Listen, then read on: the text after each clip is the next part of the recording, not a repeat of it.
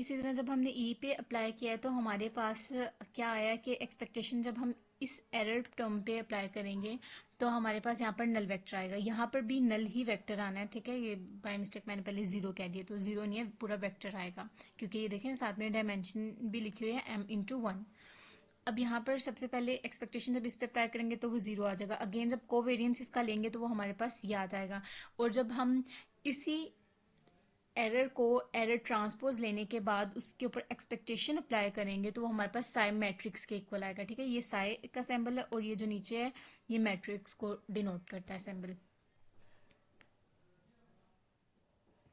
और साई मैट्रिक्स जो है वो इसके इक्वल होता है कि यहाँ पर साई 1 की वैल्यू आती है, साई 2 की वैल्यू आती है, और यहाँ पर साई पी तक डायमेंशन तक जा रहा होता है, और यहाँ पर ऑफ डायगोनल जीरो वैल्यूज आती हैं। जब हम कोवेरियंस लेंगे एरर का और फैक्टर का तो हमारे पास ये टर्म बनेगी, और अगेन ये जो है ये हमारे पास जीरो वेक्टर में आएगा, जीरो मैट्रिक्स आएगा क्योंकि पी क्रॉस एम है।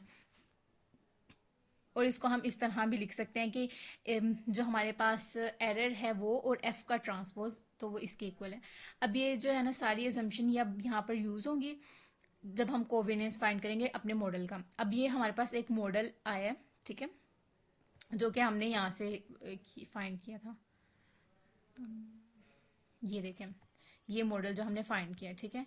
अब इस मॉडल को हमने यूज करना है, इसके ऊपर हमने वेरिएंस अप्लाई करना है, कोवेरिएंस अप्लाई करना है। वो कैसे कि अब सबसे पहले हमें पता है कि जो सिग्मा है बाय डेफिनेशन वो इस टर्म के इक्वल होता है। और कोवेरिएंस को अगर हम सिंप्लीफाई करना चाहें तो हम कैसे करते हैं कि पहले एक्स लिखते हैं, फिर उसके साथ हम म्यू लिखते हैं, तो फिर उसके बाद ये जो टर्म हमने यहाँ पर लिखी होती है अगेन इसका ट्रांसपोज लेके हम यहाँ पर लिखते हैं, ठीक है।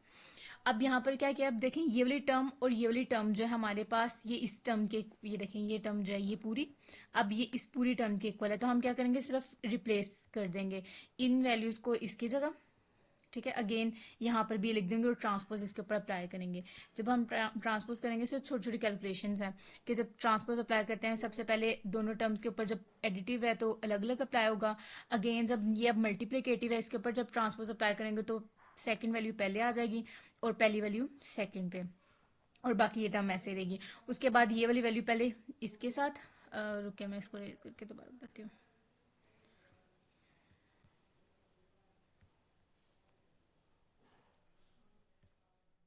देखें सबसे पहले ये वाली जो वैल्यू है ये जब इसके साथ मल्टीप्लाई होगी, फिर ये वाली वैल्यू जो है इसके साथ मल्टीप्लाई होगी, फिर अगेन ये वाली वैल्यू इसके साथ मल्टीप्लाई होगी, और ये वाली वैल्यू अगेन इसके ऊपर साथ मल्टीप्लाई होगी। तो ये चार टर्म्स हमारे पास बन जाएंगे। इसके बाद एक्सपेक्टेशन अप्लाई करेंगे, जब इसकी इन दोनों टर्म्स के ऊपर एक्सपेक्टेशन अप्लाई करेंगे तो वो हमारे पास क्या आएगा, आइडेंटिटी मैट्रिक्स आ जाएगा, तो वो हमने यहाँ पर लिख दिया।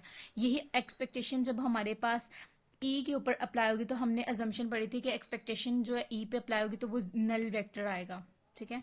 वेक्टर लिख लें या मैट्रिक्स लिख लें एक ही बात है, ठीक है।